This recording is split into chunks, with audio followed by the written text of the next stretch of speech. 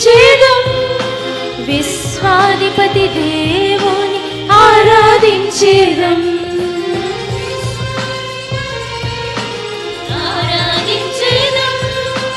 విశ్వాధిపతి దేవుని ఆరాధించేదం విశ్వ సృష్టి దేవుని ఆరాధించేదం విమలాత్మ దేవుని ఆరాధించేదం విశ్వ సృష్టి దేవుని ఆరాధించేదం విమలాత్మ దేవుని ఆరాధించేదం స్తుతించేదము గణపరచేదం సప్రసాదనాదుని ఆరాధించేదం స్తుతించేదము గణపరచేదం సప్రసాదనాదుని ఆరాధించేదం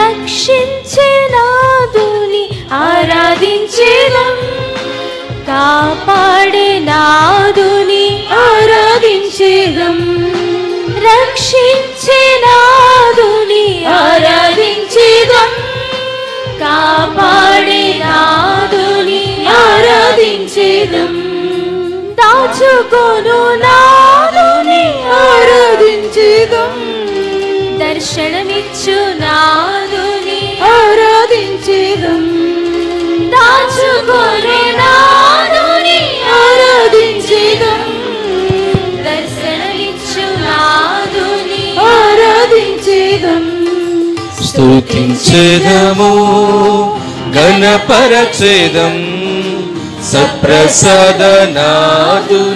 ఆరాధించేదం స్తుతించేదము ఘనపరచేదం సప్రసాదనాదుని ఆరాధించేదం ప్రసాదనాదుని ఆరాధించేదం సప్రసాదనాదుని ఆరాధించేదం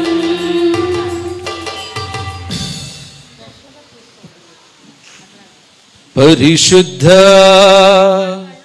పరమ దివ్య సత్ప్రసాదమునకు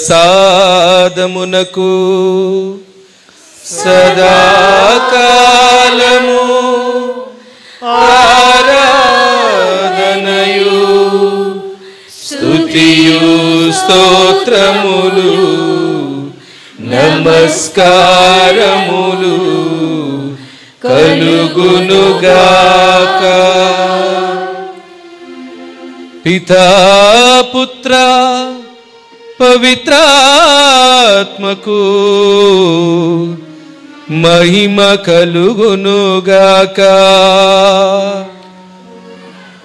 ఆదిలో కలుగునట్లు ఇప్పుడును ఎల్లప్పుడును సదాకాలము కలుగునుగాక. పరిశుద్ధ పరమ దివ్య సత్ప్రసాదమునకు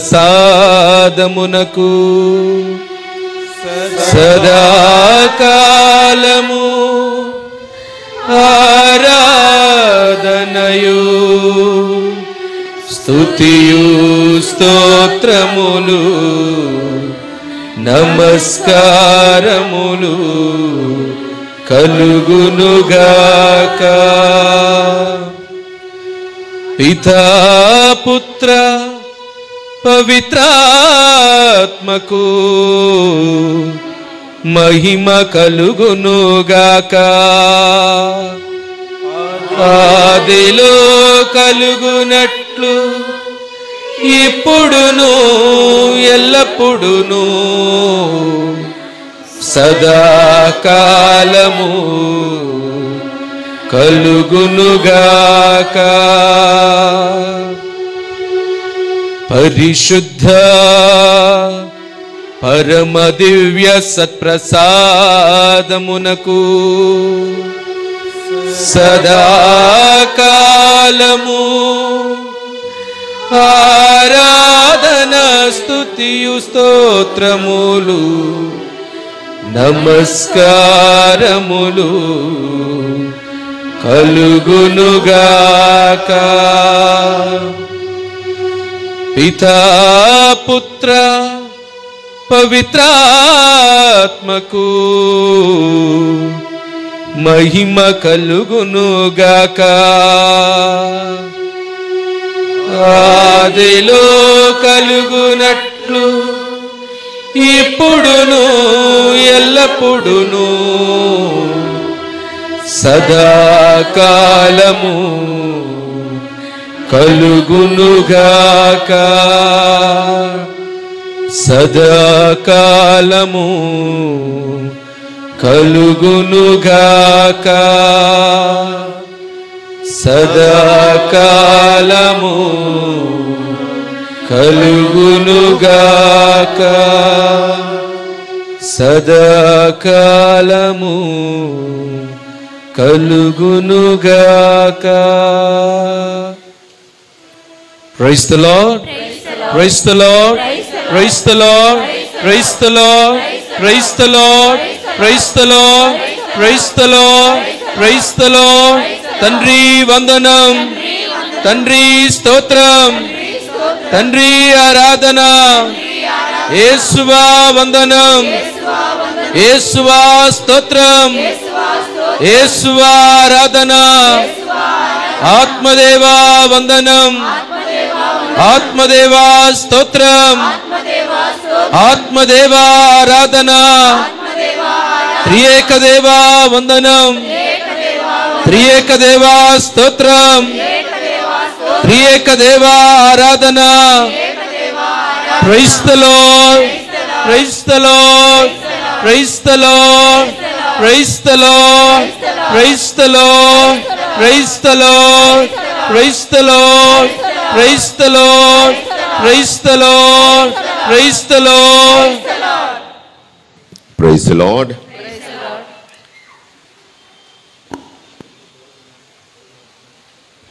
ప్రభునందు ప్రియమైన సహోదరి సహోదరులారా, తపస్సు కాలము, ఆశీర్వాద కాలము, కృపాకాలము.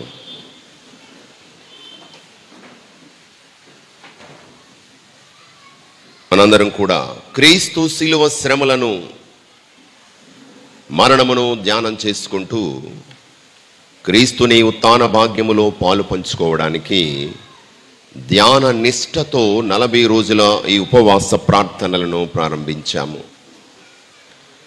మరి మన వ్యక్తిగత బలహీనతలలోనికి లోతుగా వెళ్ళి వాటి నుండి బయటపడాలనేటువంటి ప్రయత్నం చేస్తున్నాం. Praise the lord. యేసువా వందనం, యేసువా స్తోత్రం. ఆకులన్నీ రాలిన చోటే కొత్త చిగురు కనిపిస్తుంది. మనం చూస్తున్నాం, ఈ వసంత కాలములో మనం ప్రవేశించాము. ఇక వసంతకాలం అంటే ఏంటి? వసంతకాలం ఆకులు రాల్చే కాలం. ప్రకృతిలో ఒక క్రమం ఉంది, ఒక జీవన చక్రం ఉంది. చెట్లు చిగురించిన తర్వాత అవి పెరుగుతాయి, కాయలు, పువ్వులు. ఒక దశలో చెట్ల యొక్క ఆకులన్నీ కూడా పండి ఎండి రాలిపోతాయి. కొన్నిసార్లు మనకు అనిపిస్తుంది ఇది ఈ చెట్టు చచ్చిందా అన్నట్టుగా ఉంటుంది. కానీ ఆ తరువాత మనం ఏం చూస్తాం? చిగుర్లు, కొత్త చిగురు మనం చూస్తూ ఉంటాం. ఇది మన జీవితానికి ఒక పాఠం నేర్పిస్తుంది. మన పండిపోయిన పాపపు ఆకులన్నీ రాల్చేయాలి, మనల్ని మనం ఖాళీ చేసుకోవాలి, మనల్ని మనం రిక్తుని చేసుకోవాలి. ఏం చూసి మనం మిడిసిపాటు పడుతున్నామో, అహంకారంగా గర్వంగా చూస్తున్నావు, నాకు ఆస్తి ఉంది, అందం ఉంది, నాకు పేరు ప్రతిష్టలు ఉన్నాయి, నన్ను మించిన వాడు లేడు, తగ్గేదే లేదు. ఈ మధ్య తగ్గేదే లేదంటారు ప్రతిదానికి. తగ్గేదే లేదు, చేసిందేమో పాడు పని, కానీ తగ్గేదే లేదు. చిన్నపిల్లలతో సైతం తగ్గేదే లేదు అంటారు. ఎందులో తగ్గకూడదు, ఎందులో తగ్గకూడదు? మంచి చేయడంలో తగ్గకూడదు, చెడు చేయడంలో కాదు. కాబట్టి మన యొక్క పాపపు అలవాట్లను విడిచిపెట్టాలి, మనల్ని మనం ఖాళీ చేసుకోవాలి. ఓ ప్రభువా, నేను నీ సన్నిధిలో ఉన్నాను, నా చేతుల్లో ఏమీ లేదు. Lord, I'm undone, lord, I'm empty handed. ఓ ప్రభువా, నీవే నీ కృపతో నా జీవితాన్ని నింపు ప్రభు. నా బలహీనమైన హస్తాలకు బలాన్ని ఇవ్వు ప్రభు అని ప్రార్థించవలసినటువంటి సమయం. సహోదరులారా, వాక్యం చూద్దాం. 2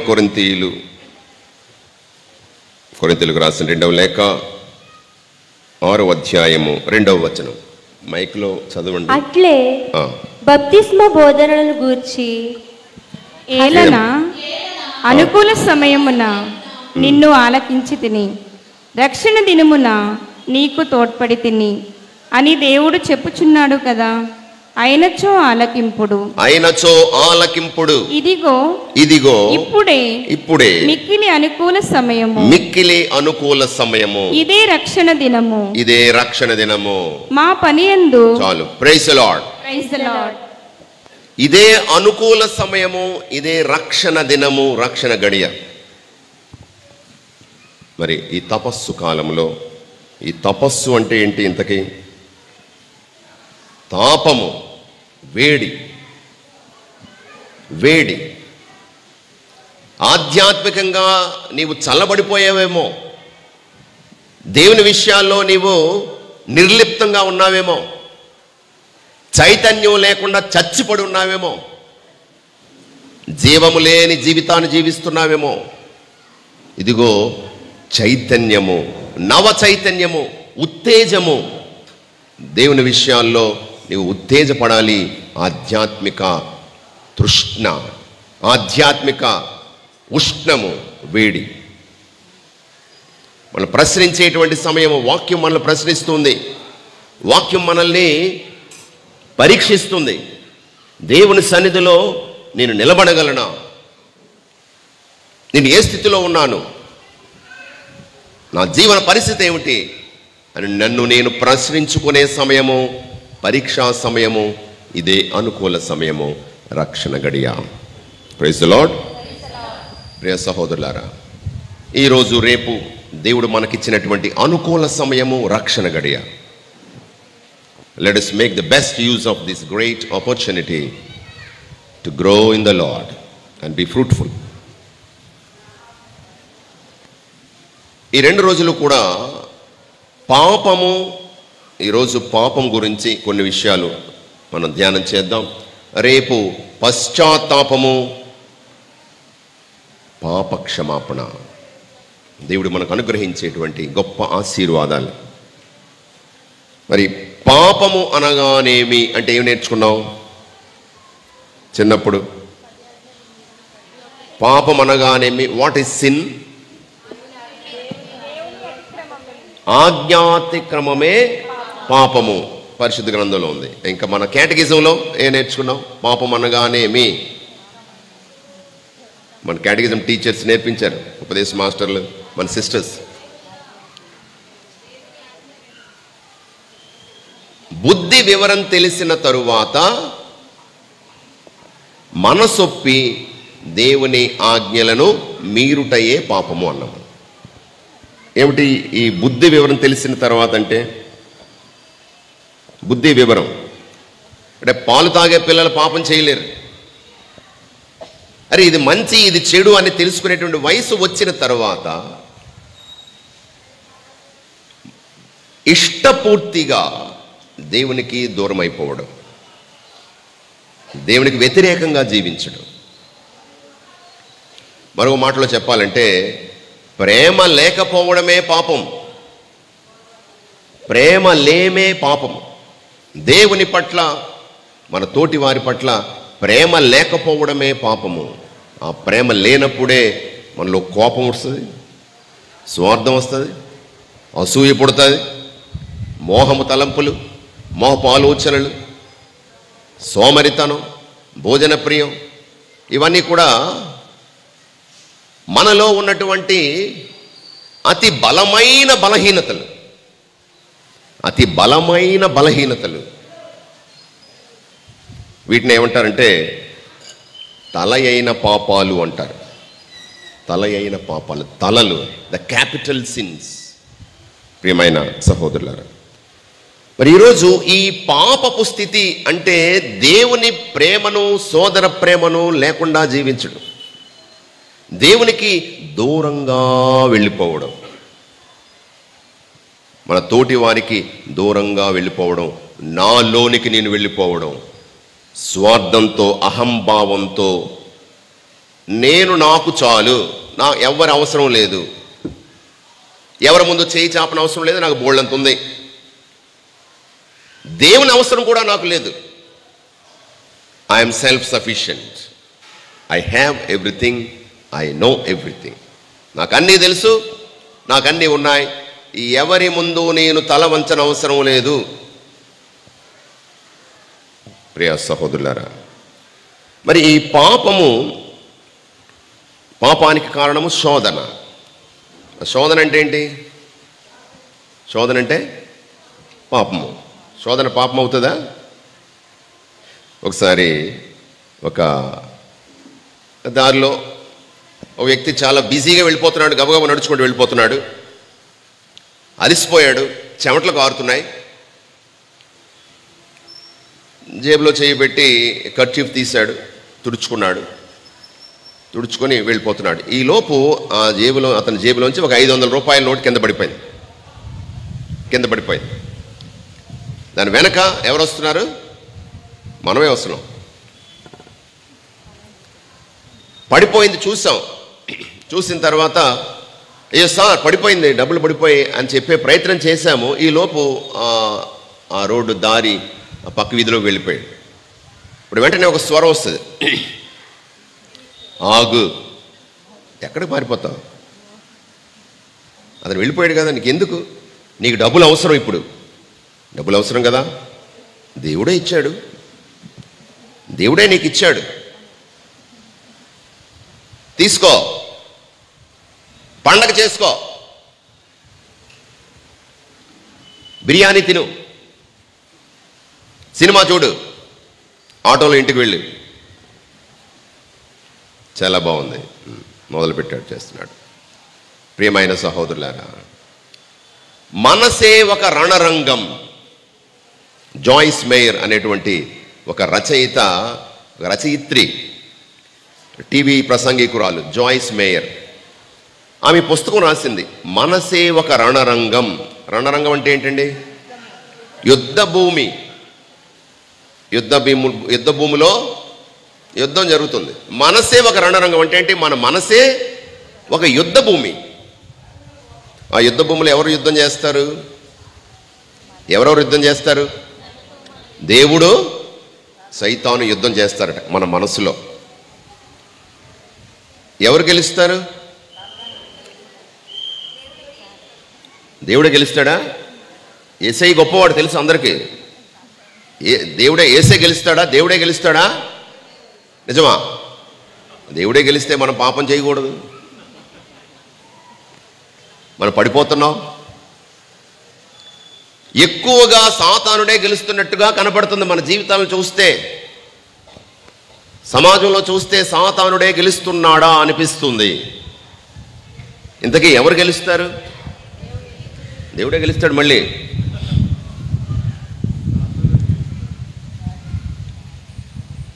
నువ్వు ఎవరిని గెలిపిస్తే వాళ్ళు గెలుస్తారు, నువ్వు ఎవరిని గెలిపిస్తే వారు గెలుస్తారు. Praise the lord. యేసువా వందనం. శోధన పవిత్రాత్మ ప్రేరణ. సైతానుడు శోధిస్తూ ఉంటాడు చెడు చేయమని, పవిత్రాత్మ మంచి చేయమని ప్రేరేపిస్తూ ఉంటాడు. The inspiration of the Holy Spirit and the temptation of the devil. ఎవరికి నీవు శిరస్సు వంచితే వారు గెలుస్తారు. ఇదిగో ఇక్కడ 500 రూపాయల నోటు కనిపించింది. ఇన్స్పిరేషన్ ఏమిటి? పరిగెత్తుకొని 2 అడుగులు పరిగెత్తుకొని వెళ్తే ఇచ్చేయవచ్చు. కానీ ఒక పక్క నుంచి ఆగు, ఎక్కడికి వెళ్తావు, తీసుకో, పండుగ చేసుకో అంటుంది. ప్రియ సహోదరులారా, holiness is the decision that we make every minute. పరిశుద్ధత అన్నటువంటిది ప్రతి క్షణము నేను ఇష్టపూర్తిగా పూర్తి స్పృహతో చేసే నిర్ణయం. మరలా చెప్తున్నాను, ఇష్టపూర్తిగా మనసొప్పి పూర్తిగా తెలిసి నేను చేసే నిర్ణయం, అది పుణ్యం చేయడానికైనా పాపం చేయడానికైనా. It's an act of freedom. Holiness is an act of freedom, just like holiness, sin is an act of freedom. పవిత్రత నీవు ఇష్టపూర్తిగా చేసేటువంటి ఒక స్వేచ్ఛాయుతమైన నిర్ణయం అయితే, పాపము కూడా ఇష్టపూర్తిగా స్వేచ్ఛాయుతంగా నీవు చేసే ఒక నిర్ణయం. నీవు ఎవరిని గెలిపిస్తే వారు గెలుస్తారు. బలహీన క్షణాల్లో మనము సైతానుని గెలిపిస్తూ ఉన్నాము, పాపంలో పడిపోతూ ఉన్నాము, దేవునికి దూరం అయిపోతూ ఉన్నాము. ఒక్కసారి నీ జీవితంలో తొంగు చూసుకో, వెనక్కి వెళ్ళు. నువ్వు చేసిన పొరపాట్లు ఏమిటి నీకు తెలుసు, కానీ తప్పని పరిస్థితుల్లో ఇష్టపూర్తిగా నేను లొంగిపోయాను, పడిపోయాను, సాతానునే గెలిపించాను. ప్రియ సహోదరులారా, ఒకసారి మనము ఆదాము అవ్వలేక పతనం గురించి, పాపములో పడిపోయిన రీతి గురించి చూద్దాం. ఆది కాండంలో బైబిల్ ఉన్న వాళ్ళందరూ, అవకాశం ఉన్న వాళ్ళందరూ చూడండి. ఆది కాండము. దేవుడు సకల చరాచర సృష్టిని కలిగించాడు. సమస్తాన్ని తన యొక్క ఆధీనంలో ఉంచుకున్నాడు. మరి తన పోలికలో దేవుడు ఆదామును సృష్టించాడు, ఏవమ్మను సృష్టించాడు. ఆదాము యొక్క పక్కటెముక నుండి ఏవమ్మను సృష్టించాడు. మట్టి బొమ్మకు నీవు ఊపిరి పోసావు, మనిషిగా చేసావు, మాటలు నేర్పావు. మాటలు నేర్చిన నేను నీ మాట మరిచాను, మాటలు నేర్చిన నేను నీ మాట మరిచాను. ప్రియ సహోదరులారా, దేవుడు మట్టి బొమ్మను సృష్టి చేసి తన ఊపిరిని పోసి స్వేచ్ఛనిచ్చి శ్వాసను ఊది తన సృష్టికే కిరీటముగా మనిషిని తయారు చేసి పెడితే అతడు దేవుని మాట మరిచిపోయాడు, సాతాను మాటకు శిరసు వంచాడు, పాపంలో పడిపోయాడు. శోధన, సాతానుడు శోధించడానికి వచ్చాడు. జాన్ మిల్టన్ అనేటువంటి ఇంగ్లీష్ రచయిత ఒక పుస్తకం రాశాడు, ప్యారడైజ్ లాస్ట్ అనే పుస్తకం రాశాడు. అంటే పరలోకము ఏ విధంగా కోల్పోయాము, మానవ జాతి కోల్పోయింది, ద ప్యారడైజ్ రీగెయిన్డ్ అని మరొక పుస్తకం రాశాడు. యేసుక్రీస్తు ద్వారా ఏ విధంగా మోక్షం మళ్ళా తిరిగి సంపాదించుకోగలిగామని. ఈ ప్యారడైజ్ లాస్ట్ అనే పుస్తకంలో ద ఫాల్ ఆఫ్ ఏంజల్స్, దేవదూతల పతనం గురించి రాశాడు. తర్వాత ద ఫాల్ ఆఫ్ మ్యాన్, మనిషి యొక్క పతనం గురించి రాశాడు. దేవదూతలకు ఉన్నాయంట లూసిఫర్ అంటే అర్థం ఏంటి తెలుసా? లూసిఫర్ దెయ్యాలకు అధిపతి బెల్జబూలు, తర్వాత లూసిఫర్, వీళ్ళందరూ కూడా దెయ్యాల పేర్లు అనమాట. బెల్జబూల్, బెలియల్, మొలాక్, ఇవన్నీ కూడా దెయ్యాల పేర్లు. లూసిఫర్, లూసిఫర్ అన్న మాటకు అర్థం తెలుసా? Lux, Lucius means light. వెలుగుదూత, వెలుగుదూత ఏమైపోయాడు? చీకటి అయిపోయాడు. కారణం అహంకారం. అహంకారం. నేను ఆత్మస్వరూపుడే, దేవుడు ఆత్మస్వరూపుడే, దేవుడికి నాకు తేడా ఏముంది, మాకు తేడా ఏముంది అని వ్యతిరేకించాడు, పోరాటం చేశాడు దేవుడి మీద. కాబట్టి దేవుడు తన సృష్టిలో, తన సృష్టిని తన యొక్క అధికారాన్ని అంగీకరించిన వాళ్ళకి తన యొక్క సృష్టిలో స్థానం లేదు, తన సన్నిధిలో స్థానం లేదు, గెంటేయబడ్డాడు. మైఖేల్ దేవదూత ఈ దయ్యాలందరినీ కూడా పంపించారు. సో వెళ్ళిపోయిన వాడు ఒకడే వెళ్ళిపోతాడా? చూడండి, పార్టీలు ఉన్నాయి, పొలిటికల్ పార్టీలు ఉన్నాయి. అసమ్మతి వర్గం ఉంటుంది. అసమ్మతి వర్గం పార్టీలో టికెట్ ఇవ్వకపోతే ఏం చేస్తారు? వెళ్ళిపోతారు. వెళ్ళిపోయిన ఒకడే వెళ్ళిపోతాడా? ఒకడే వెళ్ళిపోతాడా? వెళ్ళడు. నేనేమిటో చూపిస్తాను, నా సత్తా ఏమిటో చూపిస్తాను, నా సంగతి నీకు తెలియదు, రండ్రా అంటే అందరూ లేచి వెళ్ళిపోతారు. వాడు వెనక వెళ్ళిపోతారు. సో అలాగా వెళ్ళిన వాడు ఒకడే వెళ్ళలేదు. కమాన్, కంపానియన్స్ అందరూ వచ్చేసారు. మరి కొంతమంది దేవదూతలు వీడు నాయకత్వంలో బయటకు పోయారు. ఇక్కడ పాండమోనియం అనేటువంటి స్థలం ఉంటుందట. పాండమోనియం, దెయ్యాల దెబ్బ. పారడైజ్ లాస్ట్లో ఈ created a word called pandemonium.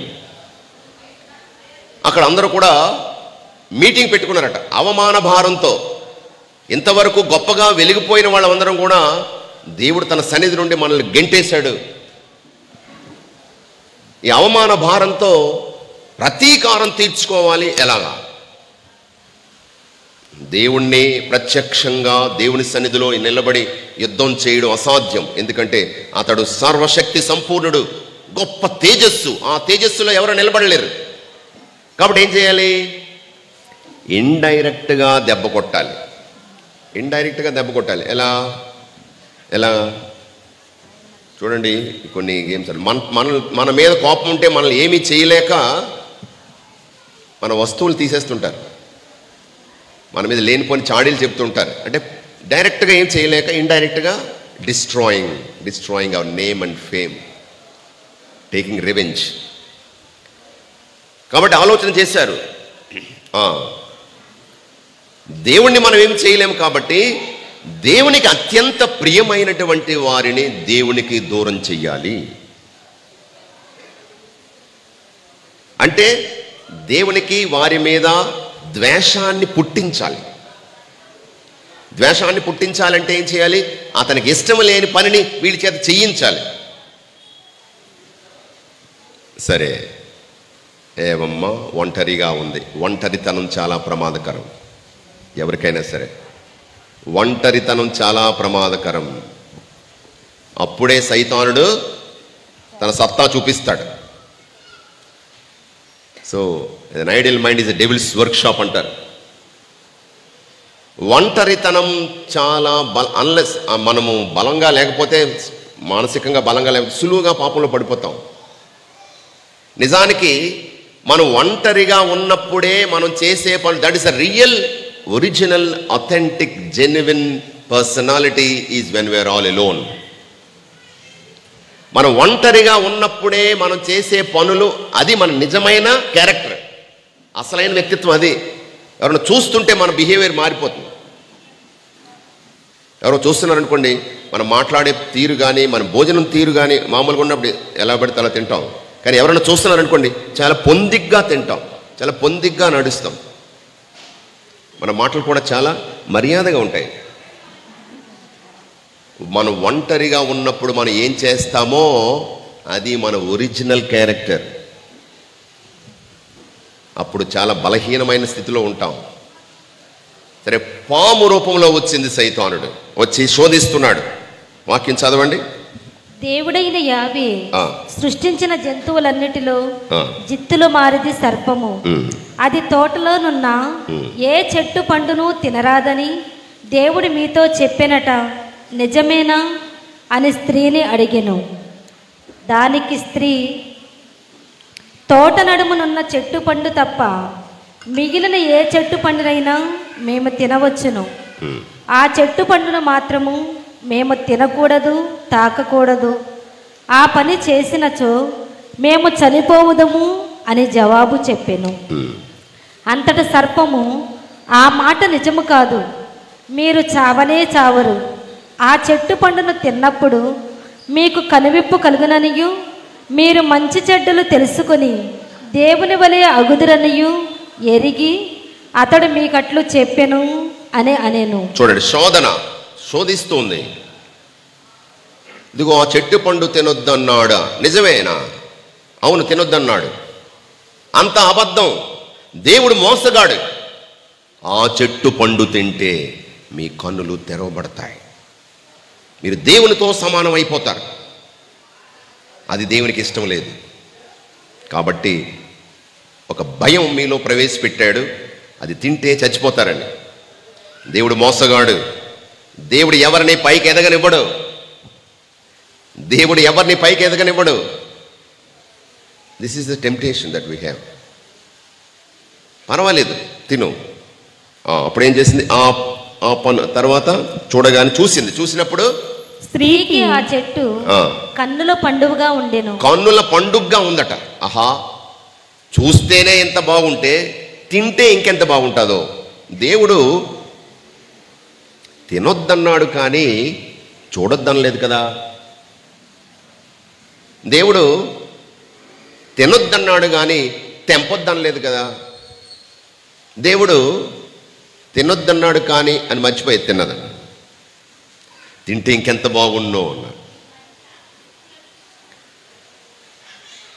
మనసు వెళ్ళే ప్రతి చోటికి మనిషి వెళ్ళిపోకూడదట.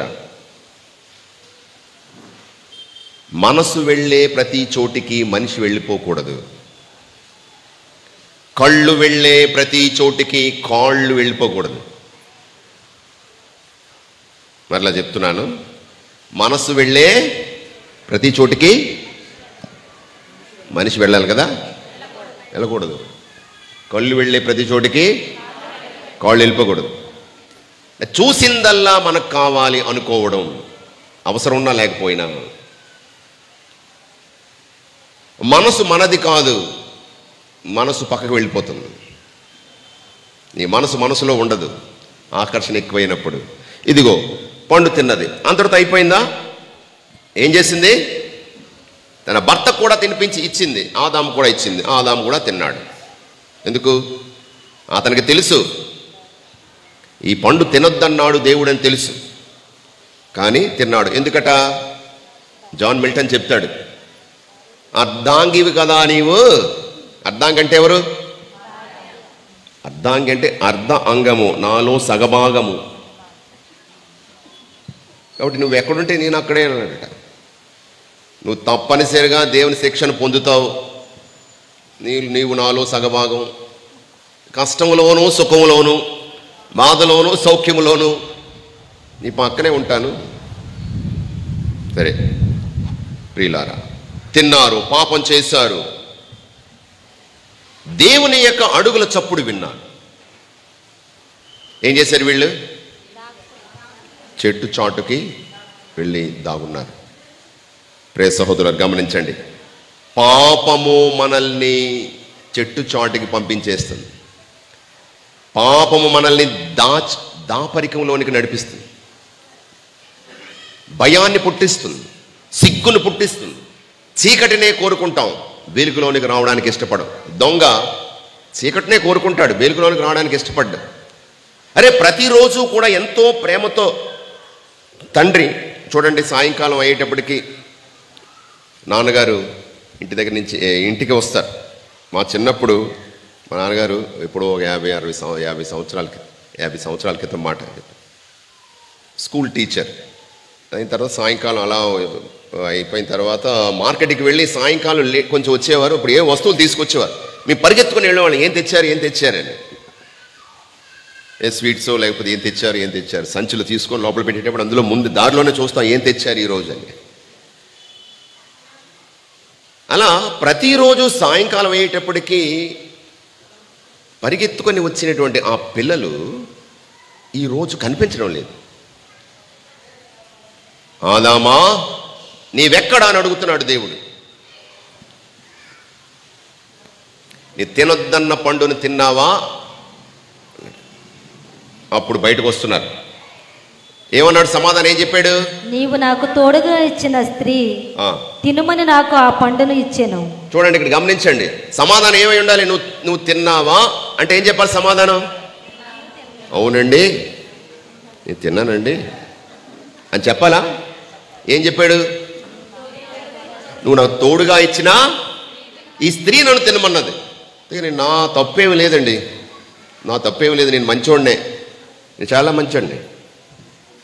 ఈవిడ తినమన్నది, తిన్నాను. ఏమమ్మా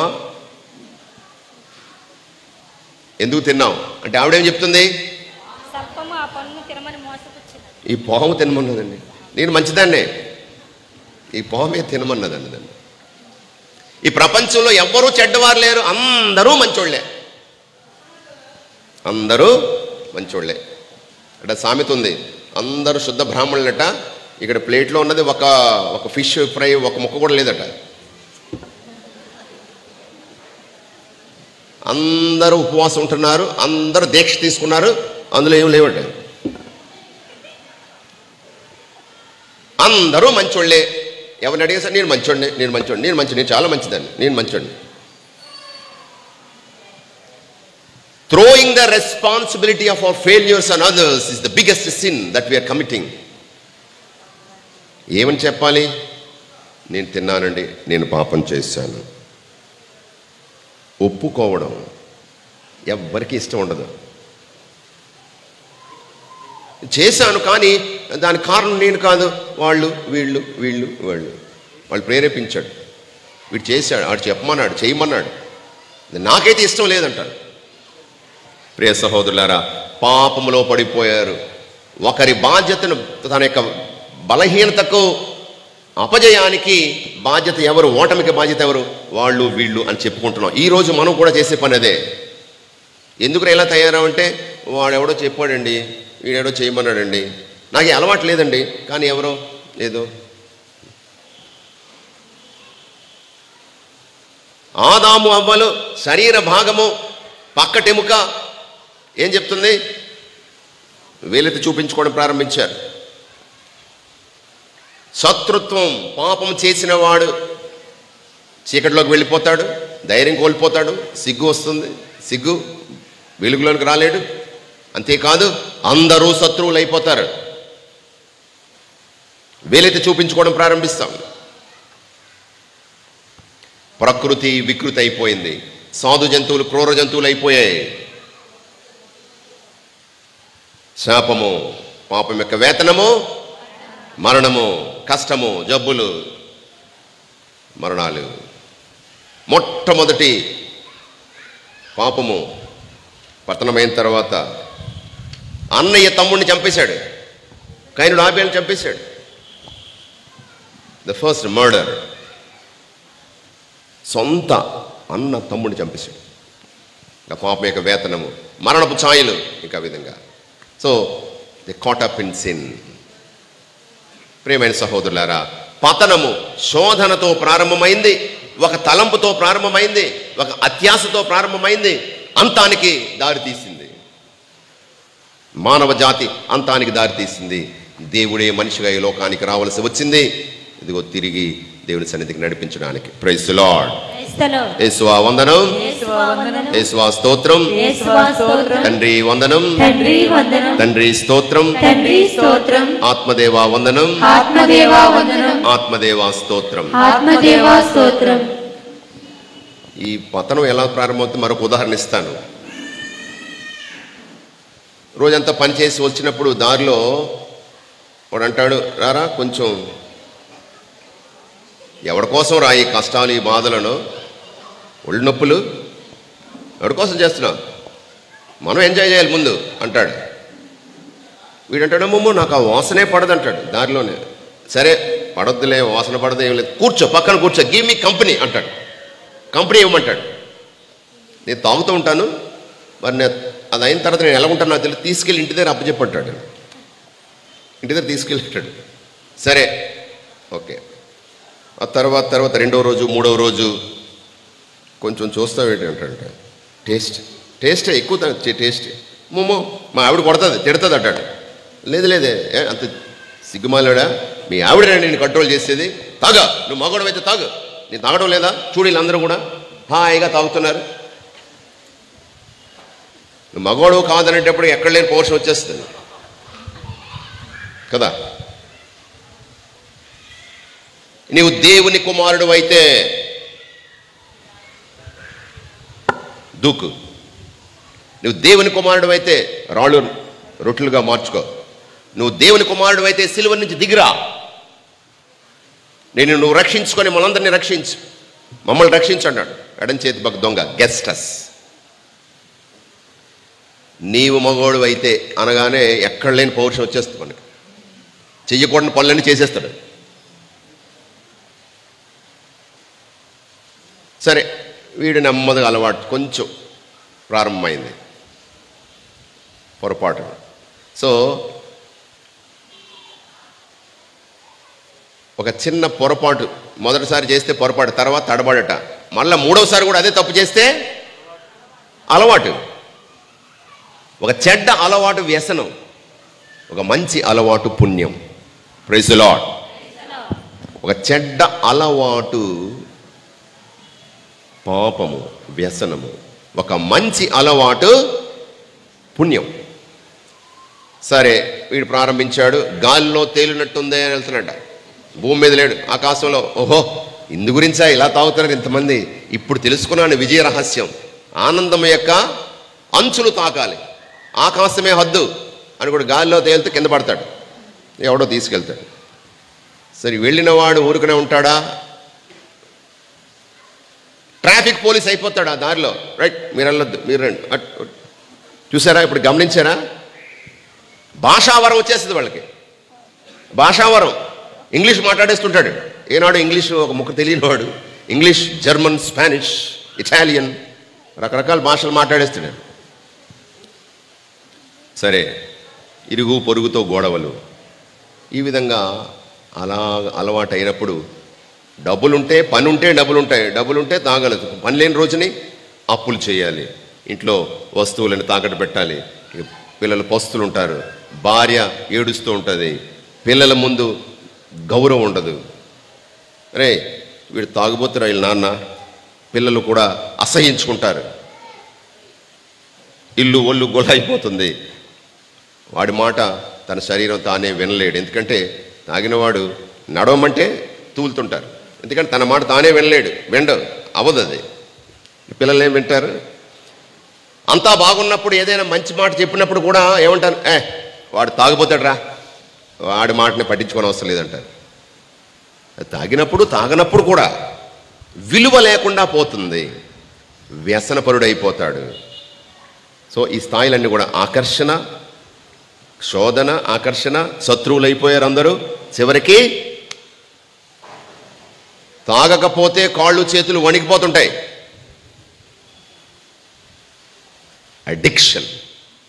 addiction to that particular sinfulness. ప్రియ సహోదరులారా, ఇది ప్రతి పాపపు స్థితిలోనూ జరుగుతుంది, ప్రతి విషయంలో కూడా జరుగుతుంది. ఆకర్షణ, తర్వాత శోధన, ఆకర్షణ, శత్రువులైపోవడం, చివరికి బానిసలైపోవడం. బానిస, పాపము చెయ్యువాడు పాపమునకు బానిస. బానిసలంటే ఎవరు? స్వేచ్ఛ లేనివారు. కాళ్ళు చేతులు కట్టేస్తే, సెల్లో వేసేస్తే నువ్వు కదలలేవు, ఏమి చేసుకోలేవు, నీవు చేయగలిగింది కూడా నువ్వు చేసుకోలేవు. సో పాపం చేసిన వాడు పాపమునకు బానిస అంటే నీ వ్యక్తిత్వాన్ని, నీ స్వేచ్ఛను నువ్వు కోల్పోతున్నావు. You are losing your freedom to do what you can do. నువ్వు చేయగలిగింది కూడా చేయలేవు, ఎందుకంటే నువ్వు బానిస అయిపోయావు. ఊబులో పడిపోయిన వాడు ఊబులో పడిపోయినప్పుడు తనంతట తాను బయటికి రాగలడా? వస్తాడా? అలాంటి పరిస్థితి అన్నమాట.